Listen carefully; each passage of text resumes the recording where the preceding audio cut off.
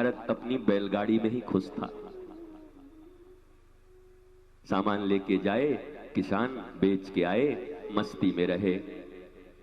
कोई कहे गाड़ी ले लो, 8 चक्कर लग जाएगा, तो किसान बोला क्या करेंगे, इस जन्म में जितना हो रहा है, अगले जन्म में कर लेंगे, हम तो मौज में हैं जी, मस्ती में हैं, अलग से मस्ती की क्या जरूरत है।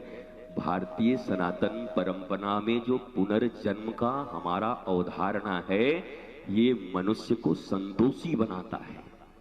हपसी नहीं बनते हम, लूट लूं, खा लूं, मर जाऊं इसी में, शरीर के सुख के लिए सब खत्म कर दूं, ये हमारी परंपरा नहीं है। और यहां तो आत्मज कहे जाते हैं पुत्र को। पिता जब जा भी रहा होता है तो आत्मज का अर्थ होता है मेरी ही आत्मा।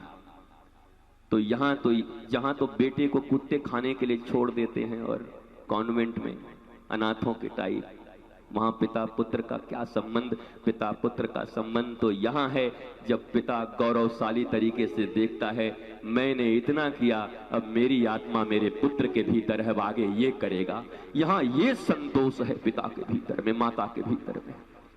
इस संतोष से हम जीते। और आज हमारी डॉक्टर बहू बहुत खुश होगी कि अच्छा इतना यहां पर डेवलप था हमारे यहां, मेडिकल साइंस इतना डेवलप था। और तो हिपोक्रेटिक्स एक्ट था वहां पर उन लोगों का। आपको पता है अमेरिका के राष्ट्रपति जॉर्ज वाशिंगटन की मृत्यु कैसे हुई थी?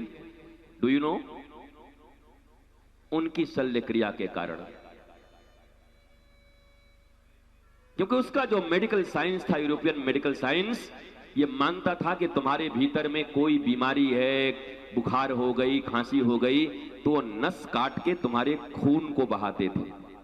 गंदे खून के कारण यह हो रहा है। और जॉर्ज वाशिंगटन की मृत्यु का कारण खोजना तो क्या था? उसके बाद भी तुम्हें अमेरिका बहुत डेवलप लगता है और भारत पीछे लगता है। यहां तो एक पुड़िया देकर के वैद्य मरते हुए लोगों को उठा देते थे, और तुम्हें अपना भारत पीछे लगता है। पूरी की पूरी वनस्पति शास्त्र, वनस्पति विज्ञान, एक एक पत्तों के भीतर क्या है, यहां पर आयुर्वेद, नेचुरोपैथ। और हम तो कहते हैं कि बोलने नहीं आया, भारत के पास क्यूरोपैथ था। जैसे भी हो तुमको ठीक करने की विद्या भारत के पास थी, बाकियों के पास नहीं थी। क्यूरोपैथी, ठीक करूंगा चाहे जैसे ठीक होना। तो अपनी इस उन्नति के लिए और इस भावना के लिए गुलामी की मानसिकता से पहले मुक्त हो जाओ, और एक भारतीय होने पर गौरव रखो। भारत का रहने वाला हूं, भारत की है प्रीत जहां की रीत सदा। भारत का रहने वाला हूं, भारत की, ये भाव होना चाहिए।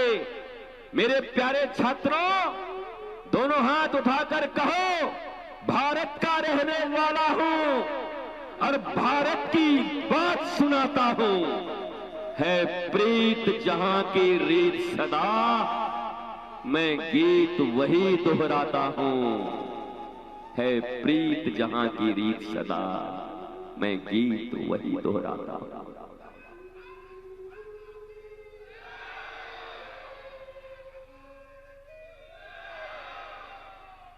महाराज, ऐसी दिव्य व्यवस्था,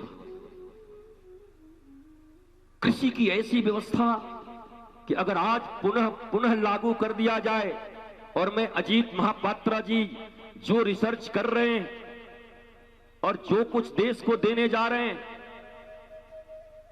वैज्ञानिक अवधारणा पर, गऊ के खुर में क्या है, गऊ के सिंग में क्या है, प्रामाणिक, केवल मौखिक नहीं, विज्ञान के द्वारा प्रामाणिक उन चीजों का प्रकाश जब हमारे बीच होगा, तो मुझे पूरा विश्वास है कि फिर किसी को कुछ बोलना नहीं होगा। भारत की कृषि व्यवस्था भी चरम पर होगी। 1 एकड़ में उस समय 65 से 70 क्विंटल अनाज रिटन है। 65 से 70 क्विंटल अनाज 1 एकड़ भूमि में। पर आज तुम्हारी भूमि को तुमने कैसा बना दिया, जाकर बेच बेच के लोग भाग रहे हैं, उसमें घास भी न उगे।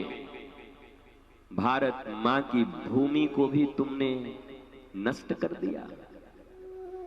इतने पेस्टिसाइड्स, इतने जहर, इतना लोभ किस लिए था? खाने की कमी भारत को कभी नहीं थी। इस लोभ ने हमें हत्यारे की तरह खड़ा कर दिया। जस्ट लाइक अ मर्डरर, खुद के लिए ऑर्गेनिक और लोगों के लिए जहर। क्या ये भारत की संस्कृति है? क्या ये महाराज रघु की संस्कृति है? जो महाराज रघु स्वयं घास खाकर रह रहे हो और उनकी जनता, अवध की जनता आनंद के साथ रह रही हो। उस देश के लोग खुद के लिए ऑर्गेनिक और इसको जहर बनाने का काम भी पहले हमने किया। नहीं तो गांव के घर घर में ऑर्गेनिक फूड थे, एक एक अन्न के दाने ऑर्गेनिक थे, ताजी सब्जियां मिलती थी। यूरोपियन कंट्री की तरह ये पिज्जा और बर्गर खाने वाले लोग, वहां तो खेती ही नहीं होती। -40 डिग्री सेल्सियस पे जमीन पर बर्फ बिछी रहती है। 1.5 से 2 महीने बड़ी मुश्किल से कभी कभी सूर्य का दर्शन करते हैं तो गुड मॉर्निंग करते रहते हैं। अरे अपने यहां तो रोज ही सूर्य देवता आते हैं, रोज ही सुप्रभातम है, रोज गुड मॉर्निंग है। हमारी जलवायु, हमारे यहां 6 ऋतु, वो तो ऋतुओं में भी दरिद्र हैं, ठंडई में मर रहे हैं। 2 ही ऋतु है, too much cold and cold. ये 2 ही है, बहुत ठंडा और ठंडा।